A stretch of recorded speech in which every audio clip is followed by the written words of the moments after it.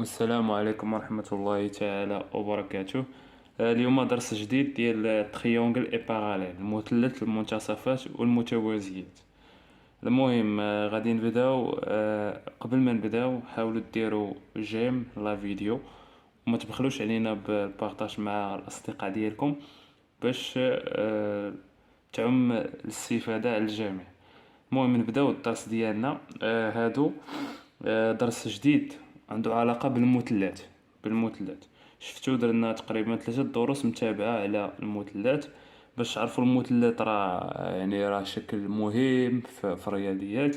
لذلك من الافضل تضبطوا الخاصيات ديال المثلث لانها تبقى تابعكم طول المسار ديالكم الدراسي. متفقين؟ نبداو على بركة الله. عندنا مثلث غنحاولوا نديرو ميليو، نحددو الميليو ديال ا بي والميليو ديال اس. مزيان، نفس الطريقة ناخدو ديما البركار باش نحددو الميليو. نحددو هنا لا ديستونس ا بي، نحاولو نديرو هنا واحد النقطة باش نحصلو عليها هنا واحد القوس. ولينا عارفين كيفاش نحددو. درنا في تريونغل لي droites remarquables dans un triangle. نفس الطريقة حددو الميليو، ناخدو طريقة تحديد الميليو هنايا ديال واحد الكوطي. نسميو هاد النقطة هنا حددنا، نسميو النقطة اي. بالنسبة لأسي نحددو الميليو ديال أسي.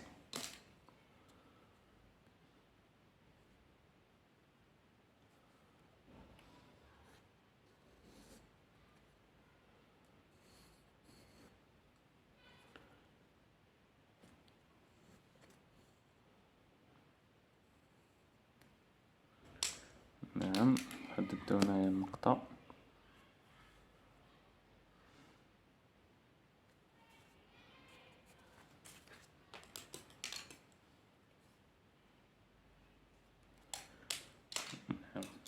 هنا غنرسمو غنربطو بين اي و جي باش نحصلو على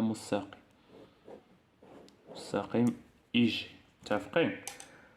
هنايا لاحظوا هنا هنايا اي منتصف ديال ا بي، وهنا جي منتصف ديال ا سي. متفقين؟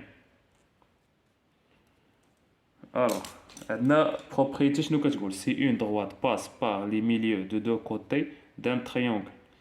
الا عندنا واحد لا droite اللي هي هادي كدوز لينا لي ميليو من وسط او منتصف ديال جوج ديال لي كوتي دان تريونغل.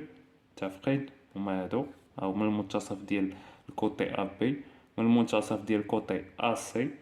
الوغ الي باراليل او تخوازيام كوتي. هذا غيكون باراليل ديال تخوازيام كوتي اللي هو بي سي. بالرموز شنو غنكتبو؟ سي اي ميليو دو ا بي، ها هي اي ميليو ديال ا بي، و جي ميليو ديال ا سي، جي ميليو منتصف ديال ا سي دو كوتي ا سي. دونك اي جي عندنا لا دغوات اي جي غتكون متوازيه مع لو كوتي بي سي، مع لا دغوات بي سي. هذه هي الخاصيه. غادي نعاود. الا كان عندنا جوج ديال المنصفات ديال الاضلاع، هذا منتصف ديال ا بي و جي منتصف ديال ا سي، وربطنا بيناتهم، ربطنا المنتصف مع هذا المنتصف. متفقين؟ ربطنا بيناتهم ولاو عاطينا واحد المستقيم اللي هو اي جي. مستقيم اي جي. اشنو هنا الخاصيه كتقول لي؟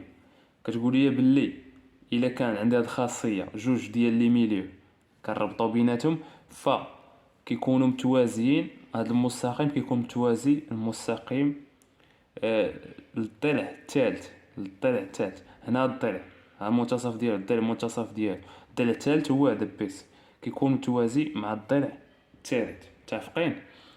غادي ندوزو الخاصيه الثانيه. تابعوا معايا.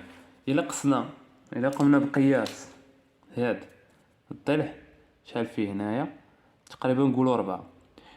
فالطول، الطول ديال هاد الضلع يكون هو المنتصف ديال الضلع اللي كيشوف فيه. هذه هي الخاصية الثانية. هذا 4، الطول ديالو 4. لاحظ الطول ديال البيسي تقريبا ما وصلش حتى هذا، ما وصلش 4. المهم 4 نديرو 4، نديرو 3 اونص.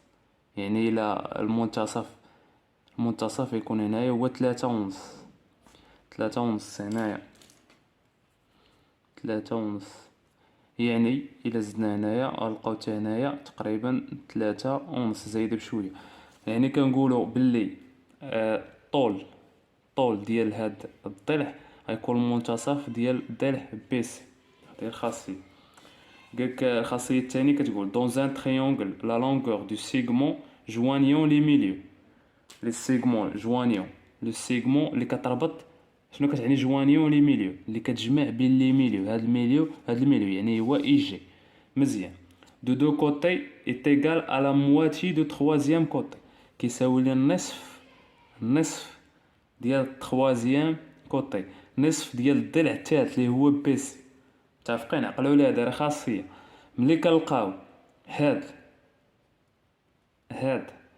طول لي بين لي ميليو متفقين، فكيساوي ليا النصف ديال الضلع الثالث في المثلث. متفقين؟ بنعبروا عليها بالرموز. قالك سي اي ميليو دو ا بي، عرفناها اي راه هو المنتصف ديال ا بي، و جي هو المنتصف ميليو ديال اس. الوغ اي جي، اي جي طول ديال اي جي كيكون كيساوي النص ديال الطول ديال بيسي. بحال مثلا الا كان هذا الطول ديالو 8 بيسي، الا كانت بيسي الطول ديالها 8، اي جي غيكون هو 8 على 2 4. بيسي الا كان كيساوي ليا 10، بيسي الا كان كيساوي 10 فاي جي هي بيسي على 2 هي 10 على 2 هي غتساوي اي جي غتساوي 5. ديما النص، ديما هاد الضلع كيكون كيساوي النص ديال الضلع اللي كيوازي. متفقين؟ ولكن الشرط خاصو يكون كيربط ليا بين المنتصفات، المنصفات، الميليو، الوسط، يكون كيربط ليا بين المنتصف ديال القطعتين.